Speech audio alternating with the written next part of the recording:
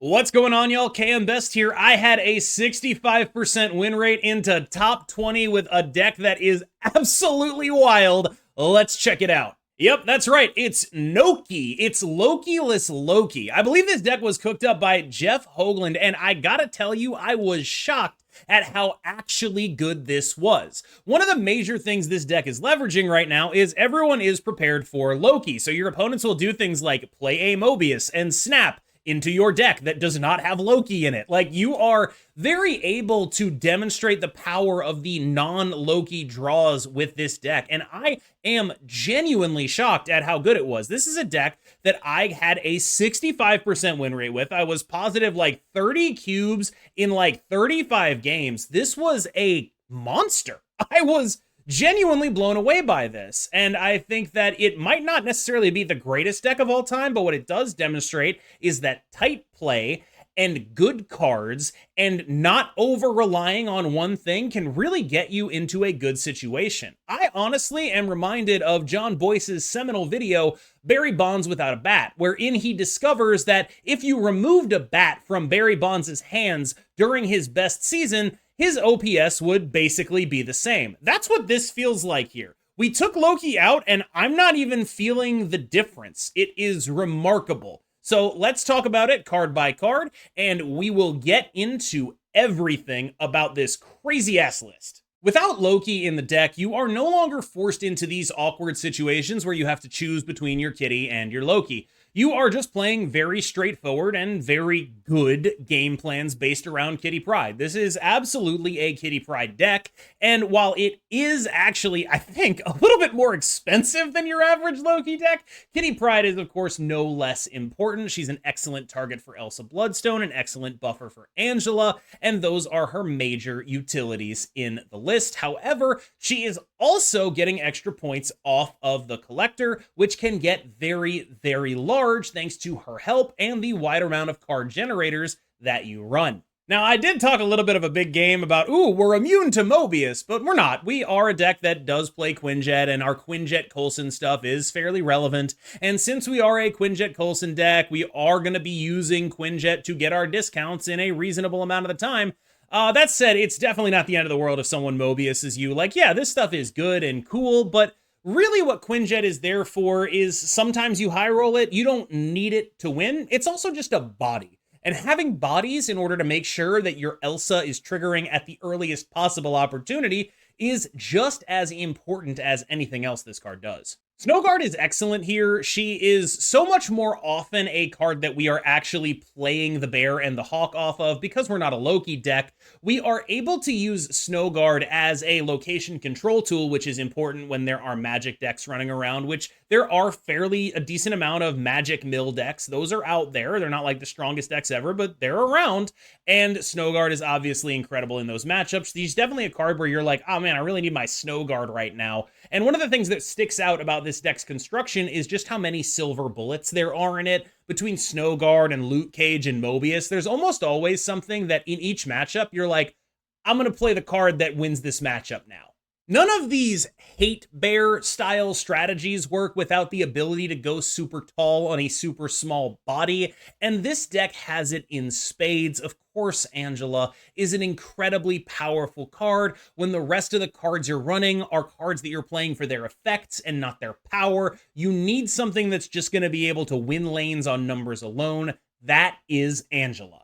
That is also the Collector, but like a little bit less. Like, the highest I've gotten Collector is like 11, and that was in a very weird game that I don't think is really replicable most of the time. Meanwhile, Angela, if you are willing to risk the Shang-Chi, is absolutely going to get bigger than that in most games you play. So I think it's very fair to say that this is our budget Angela, but she, you know, he's got some upsides. He can go in closed off lanes and like win a kiln after the fact, things like that. Like, you can do stuff with this guy that you can't do with Angela, but for the most part, she is the superior option. One of your best openings, however, is playing Angela in one lane, then Collector in another one, and then Kitty in the Angela lane. That stuff's great. Everyone remembers that from the original Loki decks. It's still very strong. U.S. Agent is a genuinely strong card. This is a 2/7 to 2/11 most of the time you end up playing it. He is kind of a turn 6 2/7 to 2/11. He's like a bigger Maximus, but there have been games where it's just, this is the card that is absolutely winning me this lane. It is absolutely bigger for a smaller cost than anything else even close. US Agent in this deck is genuinely good. US Agent right now on Untapped has incredible stats. I know people are going to be like, I didn't buy US Agent, and then they buffed him. And, you know, I am sorry for that. Like, I do consider it my job, though, to talk about the decks I'm succeeding with, and this is a deck that I'm succeeding with. I don't think you should feel bad that you don't have US Agent to play this deck. It's a cool deck, but, like, you shouldn't freak out about it, for sure. I believe this deck was originally built around Valentina, and that is sort of apparent here. You have not only Mobius and a Luke Cage, you also have Quinjet, right? Like, these are cards that are going to make sure that you're doing your thing the way that you want to be doing it. Now, of course, Luke Cage with Valentina can mean that the card that you get is just a 4-cost 6-drop. And, you know, Quinjet means that it is a 3-cost 6-drop. And you play these cards and they're pretty good anyway, and you're generally interested in that. So you're basically just cheating a 6-drop in most games you play of this deck when you play Valentina. This is as good of a Valentina deck as I've played in terms of being built around her power. We talked about how US Agent is an important piece of this deck because it is just a big, big, big guy, and having big guys that do stats is important to a Hatebears style game plan. And this is a Hatebears style deck where you just have Mobius and Luke Cage just hanging around ready to ruin someone's day.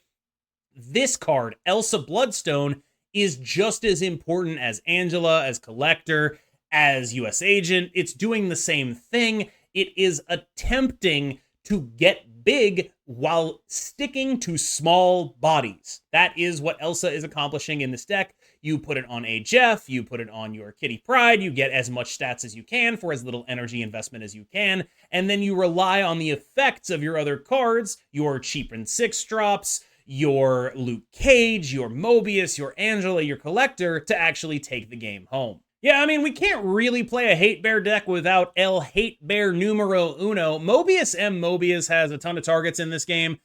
Pixie, for example, Loki decks, obviously. Like, this is a card that you are playing because when they Loki you, if you have a Mobius, you're actually just playing the better deck at that point because you've set up your stuff better, hopefully. Like, this is a deck that when it has Mobius, I have felt favored into Loki. When it has Mobius, I have felt favored into Pixie. And that is just a really good place to be. This is an excellent card that has a lot of utility right now, and investing in him as a strategy is absolutely fine. Agent Coulson does the tough work of providing top-end stuff and then just randomly bailing you out.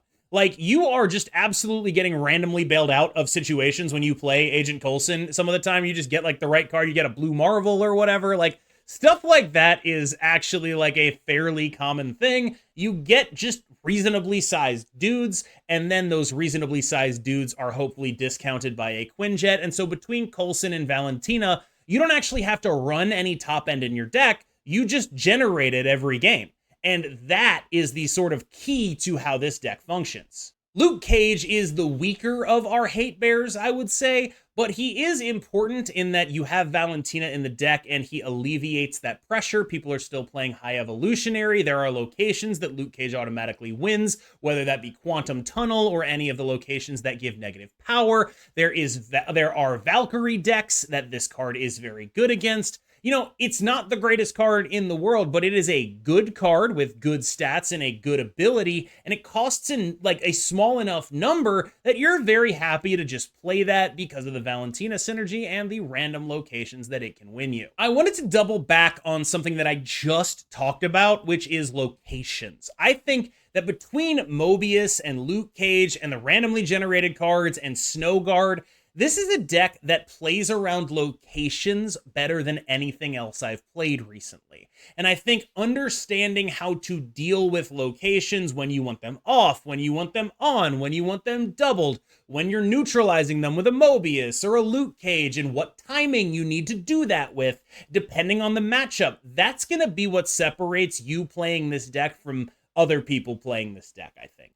Knowing the exact cadence of what's happening is going to be the major separator here. Now, the other thing that's going to separate you is you should understand that with a deck like this, you have a very mediocre combo matchup. You are not going to be beating Hela. You are not going to be beating Phoenix Force. Those are decks that just basically run you over no matter what you do. You can try to tech for them, but I don't know how profitable that is compared to just, playing a Cannonball deck with Professor X in it or whatever.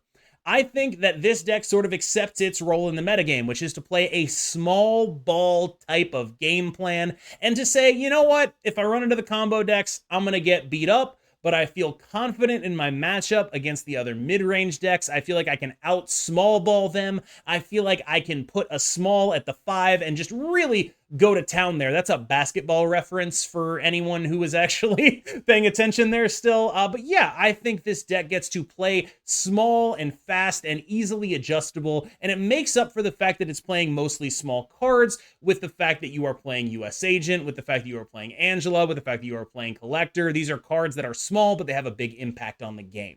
Now, I did want to address US Agent specifically. I think that people are going to see this and they're going to be like, you can't play US Agent. I don't have that card. I will say, I think if you want a US Agent replacement, it is Shang-Chi. That is my thought right now. I was obviously playing this with US Agent, but I think if you're looking for problem solvers, I think US Agent and Shang-Chi tend to solve a lot of the same problems. It's just US Agent is a little cheaper and a little bit worse at solving those specific problems, but a little bit more unexpected. So I will say, if you do not have US Agent, I think you can try Shang-Chi in the deck. All right, y'all, thank you so much for making it through that video. I really appreciate you. I've been KM Best. Let's get into some of the gameplay, and final shout out to Jeff Hoogland, who during the stream subscribed and was like, I can't believe I tricked so many of you into playing this terrible deck. Well, joke's on you, Jeff. It wasn't terrible. Thanks, all. I will see you in the next one. Yeah, this is like the second Hoogland deck that I've been like, oh, wow, that's actually really good. If you want to know my honest takeaway from this, it's US Agent maybe should just be an actual Loki. That's my honest takeaway. Is like, it's entirely possible US Agent is just like a card that should be an actual Loki. Is curating a synonym for banning? It can be. I will ban a motherfucker. I do not care. Why? You want to get banned? I can make it happen, buddy. I can make it happen for you. God damn you, Giganto. It's fine. You're just going to get pulled. Just going to get pulled from the mid lane. It's fine. You banned Hoogland? Why would I do that? Can Best dare to time me out? Oh, buddy. I dare. I dare.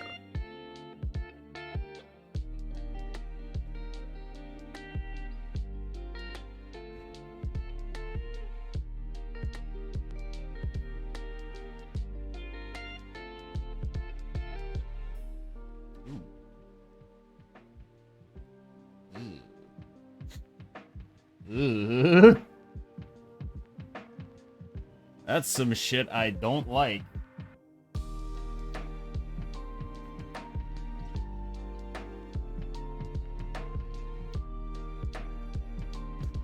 That's some shit I don't like.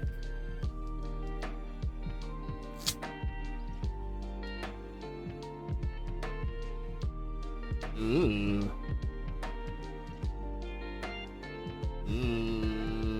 I'm gonna stick in it, I think.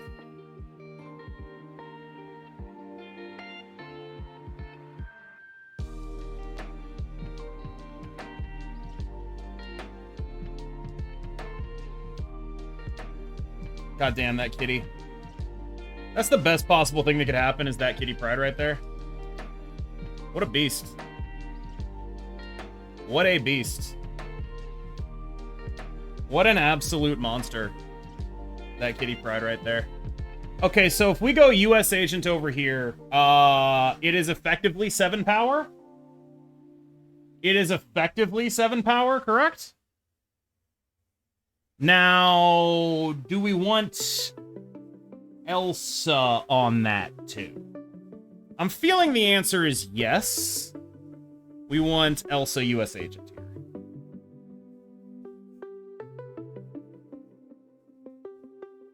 Cannonball. We are winning all 3 lanes right now. And they haven't played a demon guy. Yeah. We're eating. Let's go. We're eating.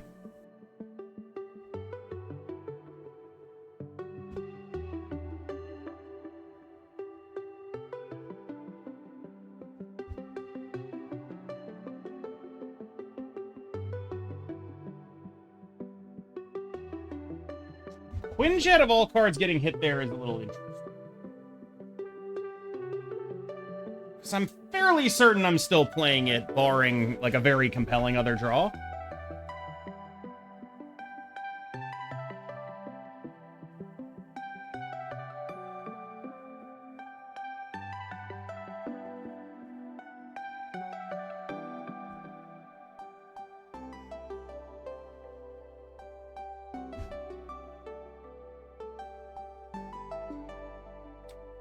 A Tuma, huh?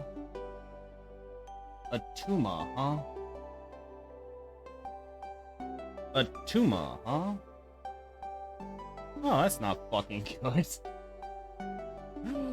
Boy, talk about a fair X-Mansion. Talk about a fair fucking X-Mansion here. Jesus Christ. I'm staying in it, but we're so dead, right? I'm staying in it because I'm like, I just have no respect for Thanos as a deck. But we're like, fuck, yeah?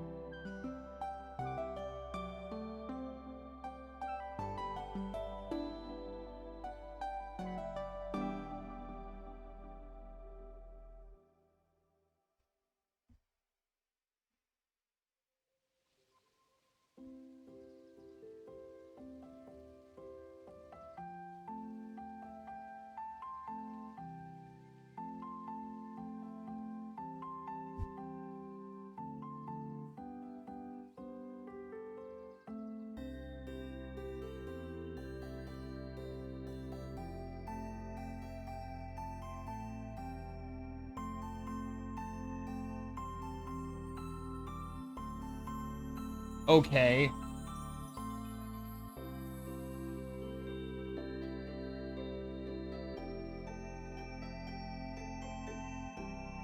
Okay.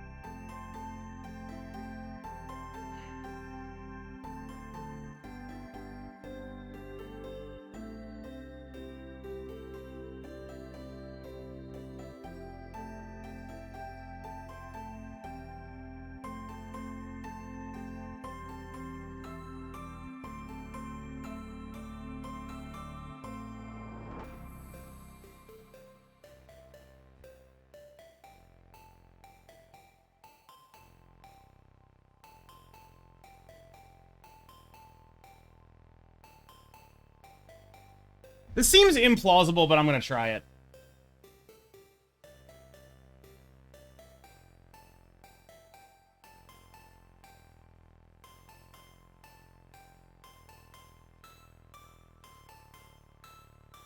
Alright, what's the roll? That's what matters, I guess. Yes! We won the roll. They have a loot cage, right? But we won the roll. But we won the roll? Wait, it's a tiebreaker? Okay, it's gonna be a tiebreaker. And I think we're gonna win the tiebreaker. But I am not positive about this. Oh, wait, no, it's not a tiebreaker. That's 8, not 7. Never mind, we just win outright. Easily. An easy outright win. Let's go. Chat's out here like, this was a game of Marvel Snap for sure. This is no good. We're all dead. Wrong. Wrong. We beat Lockjaw.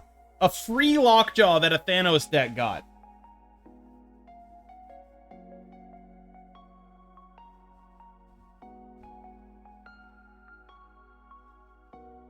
What's your favorite card? Good question. Maybe Angela.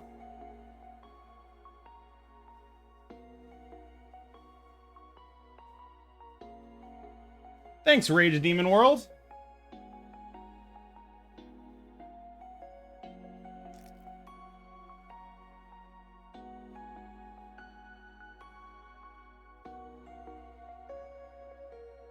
No Game 6 Tobias? Oh. Oh, I'm always Game 6 Tobias. Oh, you know I'm Game 6 Tobias. What's happening here? Red Guardian? I think I'm supposed to stick in this.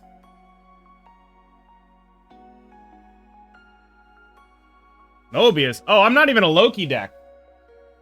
I'm literally not even a Loki deck.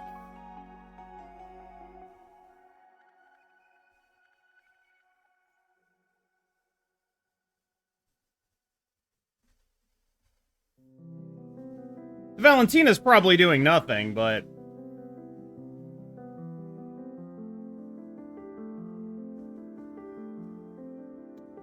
maybe this makes more sense.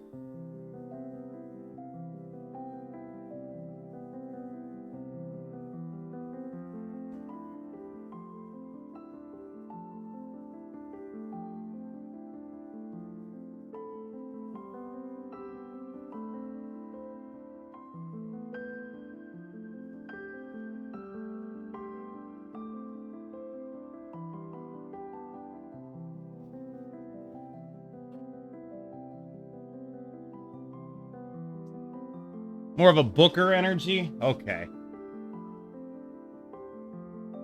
Okay. Okay.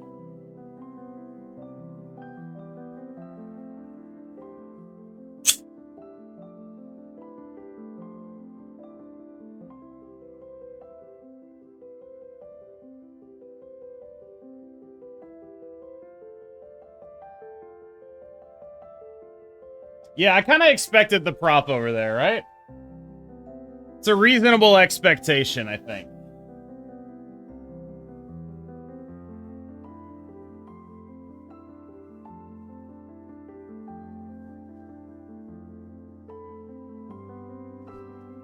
Now, they're probably going to cannonball.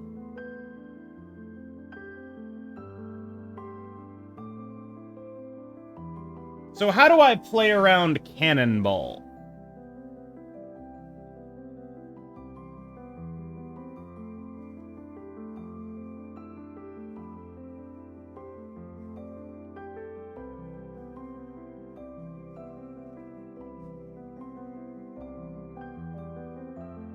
It's Seaball Hood, right? So that is 14 power.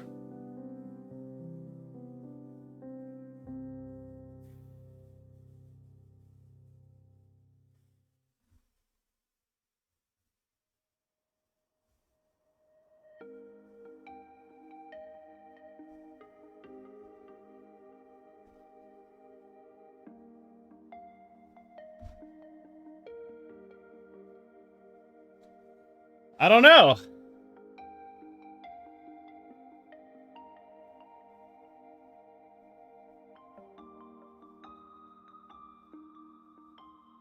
Oh, we got him. Oh, we got him. Look at this fucking Century Void, baby. Let's do a little extra power over there, because that would have taken us to 23.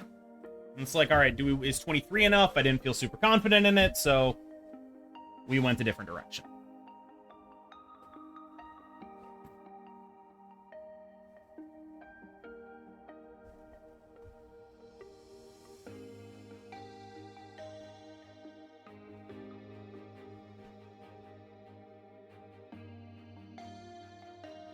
Okay, so they're a Professor X deck, right? Like, they're gonna Professor X New York. We can be fairly sure of that happening at some point in the future, right? Hard Nate celebrating tonight? He is not.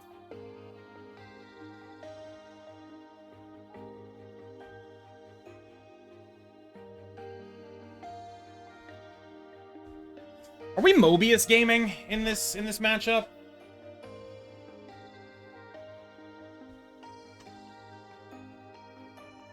Are we a Mobius gamer?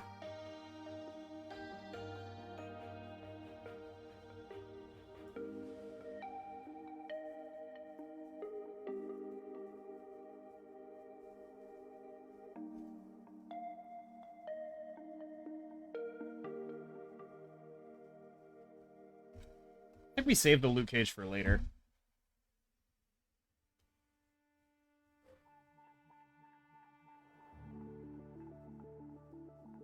Uh-huh.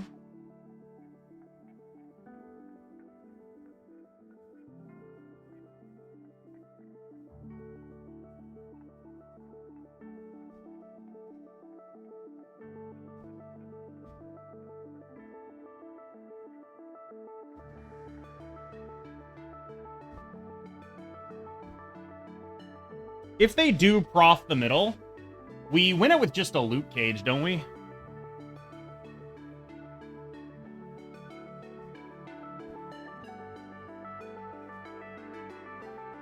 That is that mid-prof that we all kind of expected, isn't it? Oh, a dock. That's also fine. Perfect, dude. Thanks.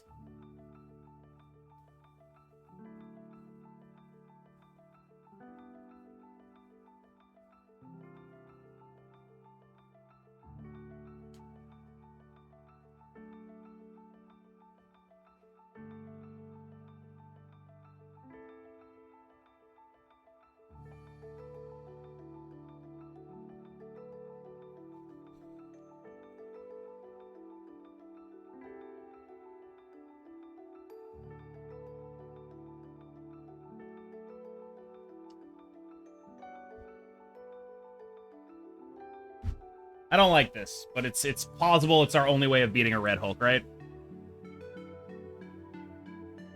It's possible it's our only way of beating a Red Hulk is double USH.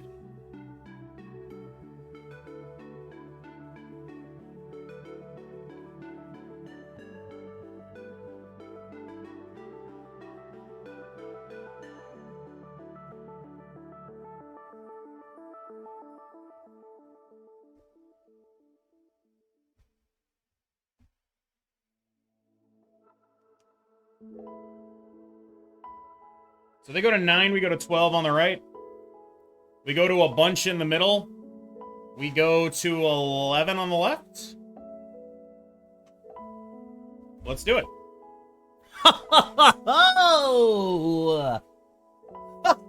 Oh, take that. Fortunately, that's the exact reason why we're not doing the giveaway now.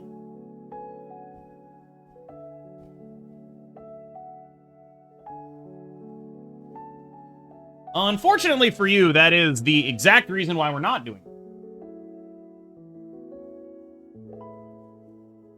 God damn it.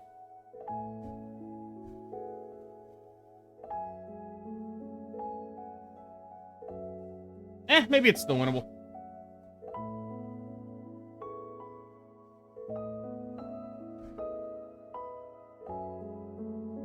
$69.58 Mavs. Thank you for the heads up.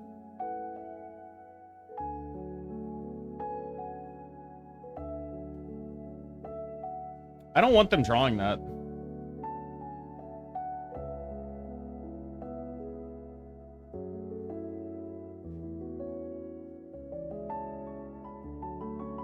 All right, so what am I getting out of here? Sure.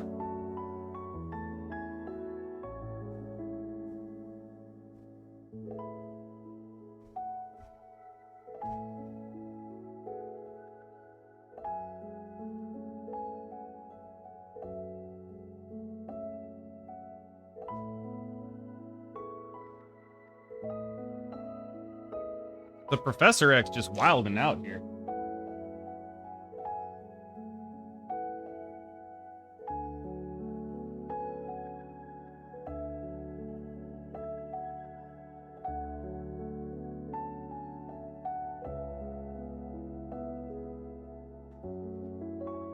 Oh, what do you know?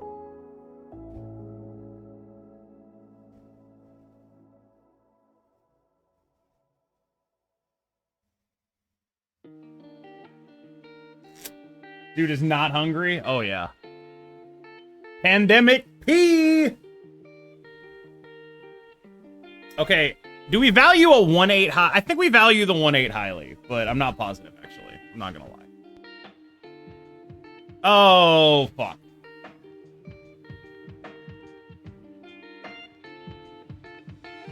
Okay. Well, they didn't get anything good out of my shit, then. I'm not gonna... It feels like they got nothing. Honestly.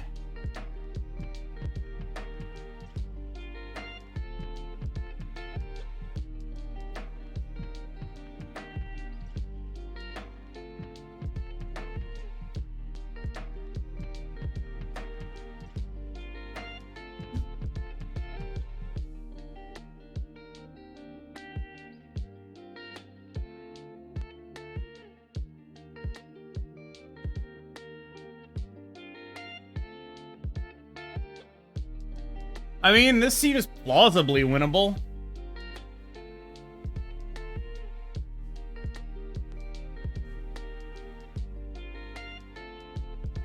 I think the real question, actually, is where does Kitty go? Where does Vibranium go?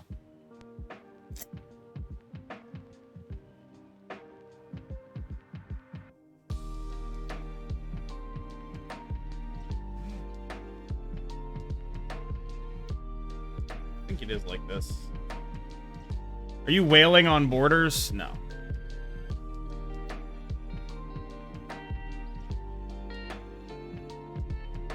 I think we win, but I don't know. What is it? 3 plus 8?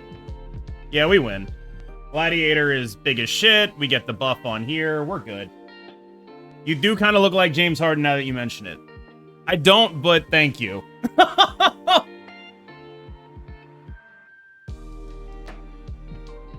Luka has been the MVP. His name is not Nikola Jokic.